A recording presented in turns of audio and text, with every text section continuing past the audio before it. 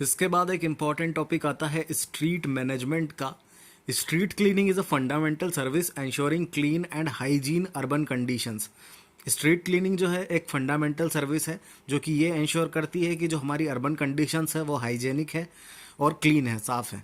Generally households, commercial entities and transport operators should be made responsible for garbage minimization on the street. कचरा कम से कम हो गलियों में, तो इसके लिए ज़िम्मेदार कौन होता है? इसके लिए ट्रांसपोर्ट ज़िम्मेदार होता है। कमर्शियल एंटिटीज़ होती है, जो कंपनीज़ वगैरह हो गई वो होती हैं, या हाउस होल्ड जिनका घर है वो होते हैं, या फिर कोई ऑपरेटर वगैरह है जो कचरा फैला रहा है। वो सारे लोग कम से कम कचरा फैलाए, ये उनकी खुद की जिम्मेदारी होती है। Street wastage include paper, plastic, dirt, leaves and other vegetative matters. तो स्ट्रीट वेस्ट में पेपर, प्लास्टिक, डर्ट, धूल और लीव्स मतलब पत्ते, और कुछ भी जो भी वेजिटेटिव मैटर, जो सब्जियां वगैरह सड़ जाती, ख़राब हो जाती, वो सारा कुछ स्ट्रीट वेस्ट में आ जाता है। Manual sweeping is commonly practised in India as many streets are congested and narrow.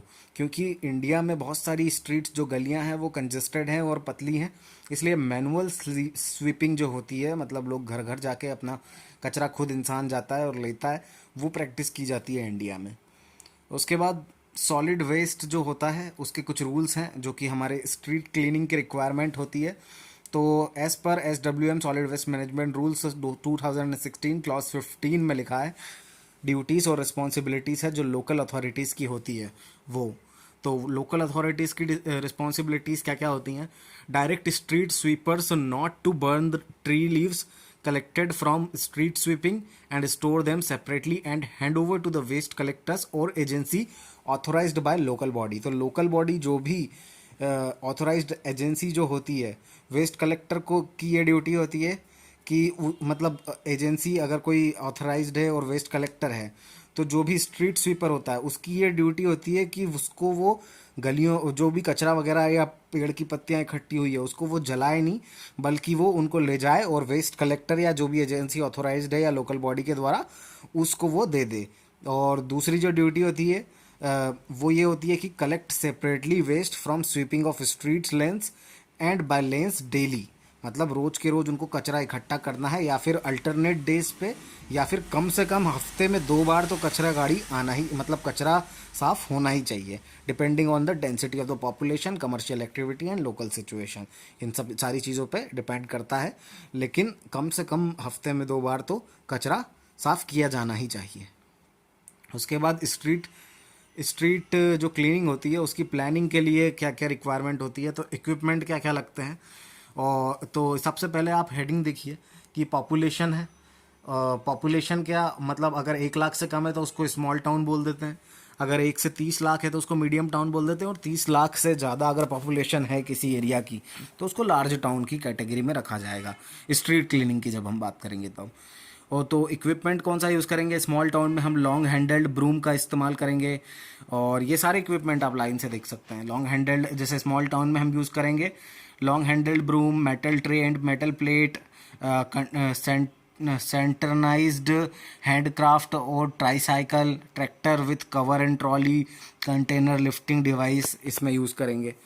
और मीडियम टाउन्स में लॉन्ग हैंडल्ड ब्रूम की अगर ज़रूरत पड़ेगी तो वो करेंगे, metal tray and metal plate use करेंगे उसमें, कंटेनराइज्ड हैंडक्राफ्ट और ट्राईसाइकिल वगैरह हम यूज़ करेंगे। मतलब जो कंटेनर आते हैं ना, जो हाथ गाड़ी जो आती है जिसमें कचरा डाल के ले जाते हैं, रखाते हैं, उसको कंटेनराइज्ड हैंडक्राफ्ट बोलेंगे। या ट्राईसाइकिल, तीपहिया वाहन भी आता है, उसके थ्रू भी हम लोग वेस्ट को इधर से उधर ट्रांसपोर्ट करते हैं।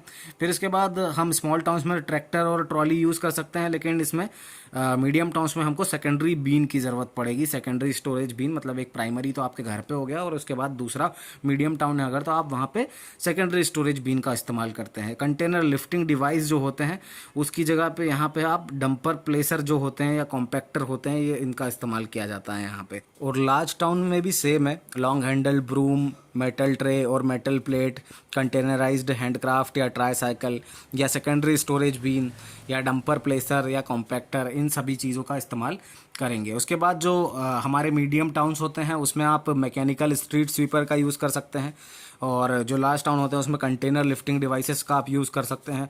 उसके बाद कंटेनर लिफ्टिंग डिवाइस का यूज़ कर सकते हैं यहाँ पे, और यहाँ पे मैकेनिकल स्ट्रीट स्वीपर का यूज़ कर सकते हैं। तो डिफरेंट टू डिफरेंट जैसी भी आपको ज़रूरत पड़ती है उस हिसाब से आप इक्विपमेंट यूज़ कर सकते हैं। उसके बाद आता है staff requirement based on road density. तो रोड डेंसिटी के बेसिस पे अगर हम स्टाफ की रिक्वायरमेंट देखें तो स्मॉल टाउन, मीडियम सिटी और मेगा सिटी के लिए अलग अलग होती है। हाई डेंसिटी रोड्स 1 पर्सन पर 300 to 350 running metre of road length. अगर आपकी हाई डेंसिटी रोड है, स्मॉल टाउन में है, तो एक आदमी आपको लगेगा हर 300 से 350 मीटर पे की रोड लेंथ पे। और अगर आपकी मीडियम सिटी है तो भी सेम है उसका क्राइटेरिया, और अगर आपकी मेगा सिटी है तो भी उसका क्राइटेरिया सेम है, मतलब एक आदमी पर 300 से 350 रनिंग मीटर की लेंथ पे। अगर मीडियम डेंसिटी रोड है तो एक आदमी लगेगा आपको 500 रनिंग मीटर पे, और सेम मीडियम सिटी में भी और मेगा सिटी में भी होगा। उसके बाद लो डेंसिटी रोड है तो एक आदमी लगेगा आपको पर 750 से 1000 मीटर पे, मतलब 750 से 1000 मीटर, मतलब 1 किलोमीटर तक के बीच में आपको एक लो डेंसिटी की रोड्स पे आपको लग जाने वाला है एक आदमी। तो 350, 500 और 1000। तो इस तरीके से आप इसको याद रख सकते हैं कि हाई डेंसिटी, अगर डेंसिटी बढ़ती जाएगी तो आपको इंसान की ज़रूरत, मतलब अगर डेंसिटी मतलब कि रोड अगर ज़्यादा लोग रहते हैं, अगर वहाँ पे काफ़ी ज़्यादा कचरा फैलने की संभावना है तो आपको कम कम डिस्टेंस पे एक एक बंदा अलॉट करना पड़ेगा। तो that is how it should be done, और ऐसा ये सब रूल्स में लिखा हुआ है। उसके बाद हमारे जो स्ट्रीट के क्लासिफिकेशन होंगे और स्ट्रीट क्लीनिंग की फ्रीक्वेंसी कितनी होगी ये देख सकते हैं। तो क्लास ए की जो हमारी स्ट्रीट होगी उसका कैरेक्टर ऑफ द स्ट्रीट क्या होगा कि सिटी सेंटर है, वहाँ पे शॉपिंग एरिया है, तो फ्रीक्वेंसी आपको वहाँ पे स्वीपिंग की क्या करनी पड़ेगी, स्वीपर जो आएगा उसको दिन में उसको डेली आना पड़ेगा, या दिन में 2 बार आना पड़ेगा, और या फिर जैसी भी ज़रूरत पड़े उसको आना ही होगा वहाँ पे। अगर आपका क्लास बी है तो मार्केट एरियाज में आते हैं क्लास बी में, तो वहाँ पे डेली आपको स्वीपर की ज़रूरत पड़ेगी। और अगर सी माइनर स्ट्रीट, पतली सड़कें जो हैं वो हैं, अगर आपकी क्लास सी है तो आपको डेली स्वीपर की ज़रूरत पड़ने वाली है। और सेम क्लास डी मतलब सबर्बन शॉपिंग स्ट्रीट्स, जहाँ पे भी आपको डेली ज़रूरत पड़ने वाली है स्वीपर की। उसके बाद क्लास ई है अगर, तो रेसिडेंशियल स्ट्रीट्स है आते हैं उसमें, और उसमें भी आपको डेली ज़रूरत पड़ेगी। फिर जो क्लास एफ है ये एक इम्पॉर्टेंट है, रोड और जो स्ट्रीट हैविंग जिसमें कोई हाउस होल्ड वगैरह नहीं है या एस्टेब्लिशमेंट नहीं है दोनों तरफ, तो वहाँ पे आप हफ्ते में एक बार आपको स्वीपर की ज़रूरत पड़ेगी। उसके बाद जी जो आता है, हमारे जी क्लास आती है, उसमें हाईवेज आते हैं, तो रेयरली नेसेसरी हाईवे पे ज़रूरत नहीं पड़ती है to sweep highway as motor traffic, या मतलब क्योंकि वहाँ पे क्या गाड़ी वगैरह चलती है तो वहाँ पे ज़्यादा ऐसा कचरा होता नहीं है, तो बहुत ही कम ज़रूरत पड़ती है कि आपको हाईवे पे कचरा वचरा साफ़ करना पड़े। फिर सब अर्बन एरिया होते हैं जैसे कि मेन स्ट्रीट्स हो गई, तो वहाँ पे आपको हफ्ते में 2 बार कम से कम वहाँ पे साफ़ कर देना चाहिए, एच क्लास में आता है ये। उसके बाद क्लास आई मतलब ओपन स्पेस, जो खुली जगहें होती है, यहाँ पर भी जब भी ज़रूरत पड़े या कोई कंप्लेंट करे या कोई किसी को ज़रूरत पड़े या आपको कचरा दिख जाए, तो वहाँ पर आप ओकेशनली या जब भी रिक्वायरमेंट हो तो आपको वहाँ पे 2 स्वीपर भेज दिए, और वहाँ पे 2 स्वीपर भेज के आपको वहाँ पे साफ़ करना चाहिए। उसके बाद मैनुअल स्ट्रीट क्लीनिंग की कुछ गाइडलाइंस है, उसके बारे में हम उसको अच्छे से देख लेते हैं। Manual cleaning involve sweeping and collection of waste by sanitation workers from streets, roads, lanes by lanes and public places. तो मैनुअल क्लीनिंग क्या होता है, उसके अंदर स्वीपिंग आ जाती है, झाड़ू लगाते हैं वो स्वीपर जो होते हैं वो स्वीपिंग आ जाती है। उसके बाद जो कचरा हम बाहर से जो कलेक्शन होता है वो आ जाता है, वो सब मैनुअल क्लीनिंग में आ जाता है, जो कि सैनिटेशन वर्कर्स होते हैं, वो स्ट्रीट से, रोड से, लेन से और पब्लिक प्लेसेस से, वहाँ सबसे जहाँ से भी एक इंसान, बंदा, मैन जाके क्लीनिंग कर रहा है, वो मैनुअल क्लीनिंग कहलाती है। Street sweeping normally includes cleaning the road surface and footpaths on both side of the road. तो स्ट्रीट स्वीपिंग में क्या होता है, जो हमारा रोड है उसके दोनों तरफ से जो फुटपाथ है उसके दोनों साइड से आप उसके क्लीनिंग करेंगे, रोड साफ करेंगे। All waste from street sweeping should be transported separately without mixing the domestic और any other commercial establishment waste. तो कोई अगर हम इंडस्ट्रियल वेस्ट के साथ या डोमेस्टिक वेस्ट के साथ स्ट्रीट वेस्ट को नहीं मिक्स करेंगे, इस चीज़ का ध्यान देंगे। This is to ensure efficient waste processing and to avoid mixing to inert with other waste, thereby minimizing the burden of segregation and facilitating efficient waste processing। तो क्योंकि आपको अगर आप उसमें मिक्स कर देंगे इंडस्ट्रियल वेस्ट में या डोमेस्टिक वेस्ट में, तो फिर आपको वही वापस जाके जो आपका ट्रीटमेंट प्लांट है वहाँ पे जाके सेग्रीगेशन बढ़ेगा और आपकी एफिशिएंसी कम हो जाएगी। तो डेट इज़ वाई हमको ऐसा नहीं करना है, और स्ट्रीट वेस्ट को अलग रखना है, डोमेस्टिक वेस्ट को अलग रखना है और इंडस्ट्रियल वेस्ट को अलग रखना है। उसके बाद जो types of manual street cleaning equipments है, तो सबसे पहले हमने देखा था लॉन्ग हैंडल्ड ब्रूम्स क्या होते हैं। लॉन्ग हैंडल्ड ब्रूम्स होते हैं a typical long handled filament broom में consist of the following specification. Delhi model के हिसाब से अगर देखें तो ब्रूम की लेंथ जो होती है वो 80 से 85 सेंटीमीटर होती है, वेट उसका 1 किलो होता है। बाइंडिंग मटेरियल उसमें 20 गैज जो होते हैं वो लगे रहते हैं, शीट रिंग लगी रहती है और उसकी विड्थ होती है 1.5 सेंटीमीटर। उसके बाद हैंडल जो रहता है बूम का वो बम्बू का बना रहता है और 135 सेंटीमीटर उसकी लेंथ होती है और 3 से 4 सेंटीमीटर का डायामीटर होता है। वेट जो रहता है बम्बू का वो 900 ग्राम होता है, लगभग 1 किलो के हिसाब 1 केजी के आसपास। और फेन शेप्ड ब्रूम भी आते हैं, कुछ बंच्ड फिलामेंट ब्रूम भी आते हैं, तो वो अलग अलग टाइप के ब्रूम्स आते हैं। उसके बाद शॉवल्स का यूज़ करते हैं, मतलब फावड़ा वगैरह जो होता है उसका यूज़ करते हैं। Heaps of street waste gathered by brooms have to be picked up and placed in a container. The conventional tool for this purpose is large straight blade shovel. Straight blade होती है, मतलब फावड़ा आप एक imagine कर सकते हैं, वो स्ट्रेट ब्लेड शॉवेल होती है, या मेटल का बना होता है या मेटल ट्रे का बना होता है, तो वो शॉवेल हो गया। कुदारी भी बोल सकते हैं इसको आप। उसके बाद हमारा जो हैंडक्राफ्ट्स होते हैं वो भी एक इम्पॉर्टेंट इक्विपमेंट है मैनुअल क्लीनिंग के लिए। Handcraft facilitates transportation of street waste. Street waste के ट्रांसपोर्टेशन में हैंडक्राफ्ट बहुत उपयोगी है। Handcraft should have 4 to 6 detachable plastic containers with a capacity of 25 से 40 लीटर इसकी कैपेसिटी होती है हैंडक्राफ्ट की। और हर बार अपने को जो कम्युनिटी वेस्ट स्टोरेज बीन्स रहते हैं वहाँ से ट्रांसफ़र करने में ये हमको हैंडक्राफ्ट बहुत मदद करते हैं। उसके बाद मैकेनिकल स्ट्रीट क्लीनिंग आ जाती है। मैकेनिकल स्ट्रीट क्लीनिंग क्या होती है?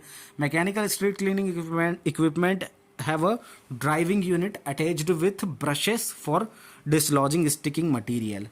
तो मैकेनिकल स्ट्रीट क्लीनिंग इक्विपमेंट में क्या होता है, एक ड्राइविंग यूनिट होती है जो कि ब्रशेस से अटैच होती है ताकि आप जो स्टिकिंग मटेरियल, जो मटेरियल चिपक रहा है उसको डिसलॉज कर सके। They also be equipped with a water tank and sprayers to loosen particles and reduce dust। तो धूल को कम करने के लिए और जो पार्टिकल चिपक जाते हैं उसको निकालने के लिए उसके अंदर आपके मैकेनाइज्ड स्ट्रीट क्लीनिंग के अंदर वाटर टैंक भी आप प्रोवाइड कर सकते हैं और स्प्रे भी प्रोवाइड कर सकते हैं ताकि अच्छे से क्लीनिंग हो। उसके बाद अ वैक्यूम सिस्टम और conveyor system transfers waste from the street to the storage receptacles. तो ये सारी चीज़ें भी हो सकती है। उसके बाद equipment should be chosen carefully taking into account the street conditions.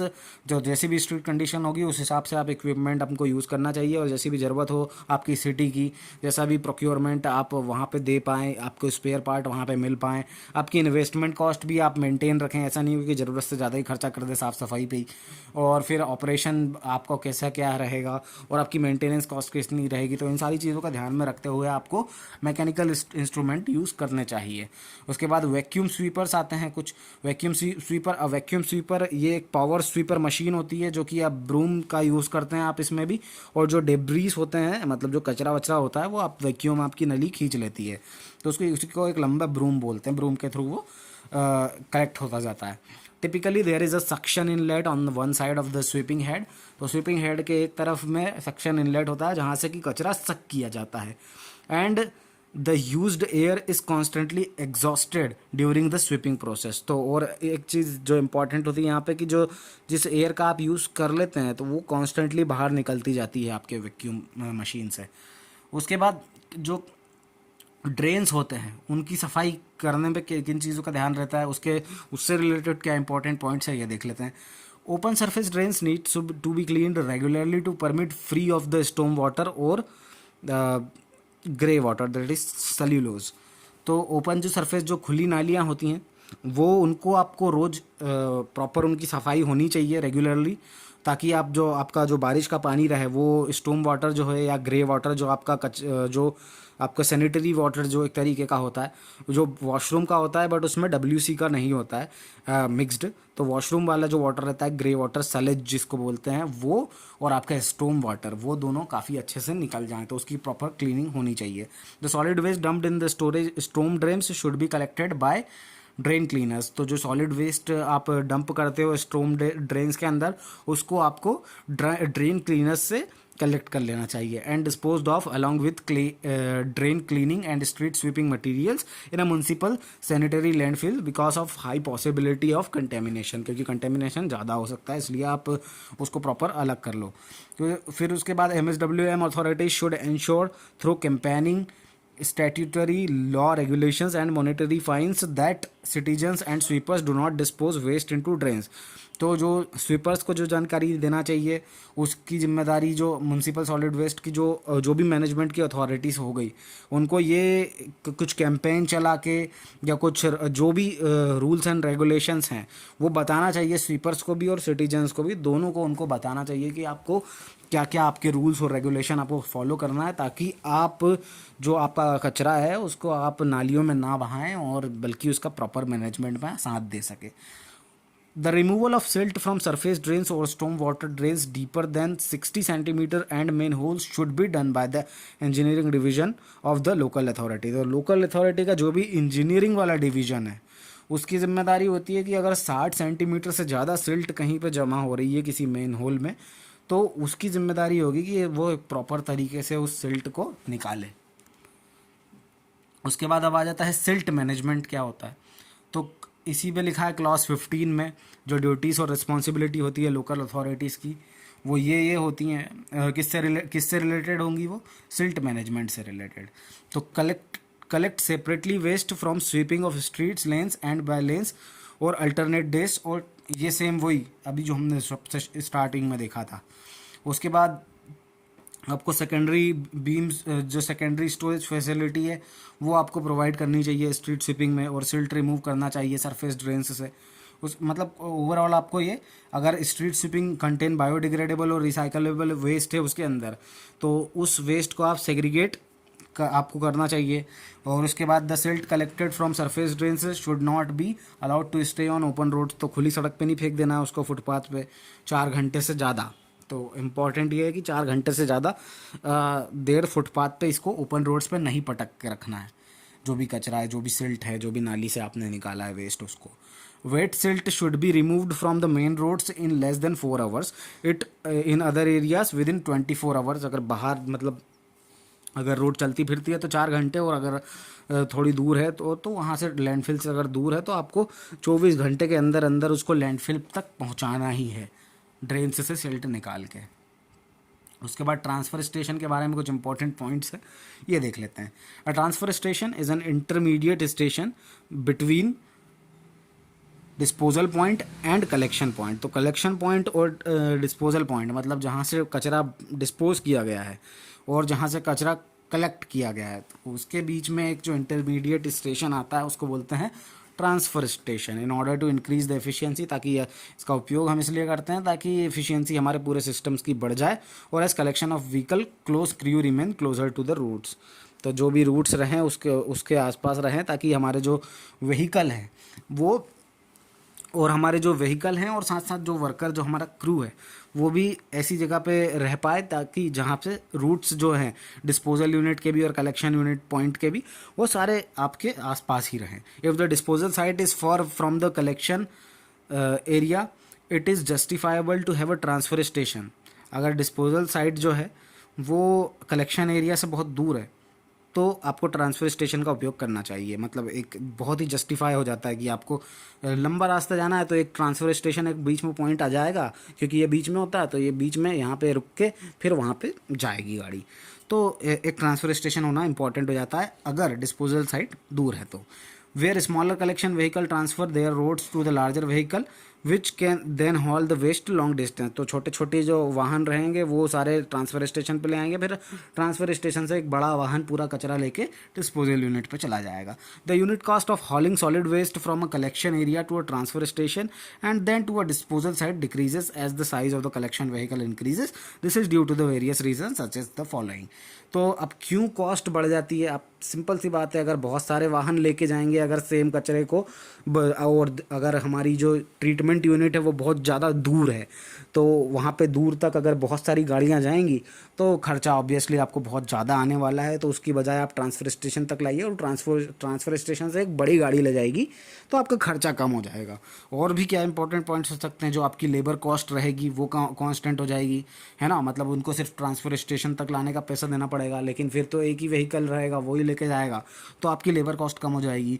One ratio of payload waste load to the vehicle load increase with vehicle size. तो ये सारा व्हीकल लोड भी आपका व्हीकल साइज जो रहेगा वो रेशियो भी एक रहेगा, वो भी आपका मेंटेन रहेगा प्रॉपर। वेटिंग टाइम जो रहेगा या अनलोडिंग टाइम होगा, आइडल टाइम होगा, ट्रैफिक लाइट्स वगैरह होगा, ड्राइवर का जो रेस्ट पीरियड होता है वो सब कांस्टेंट होगा regardless of collection vehicle size, क्योंकि कलेक्शन व्हीकल साइज जो है वो आपका बड़ा रहेगा इसलिए। तो ये थे इंपॉर्टेंट पॉइंट्स।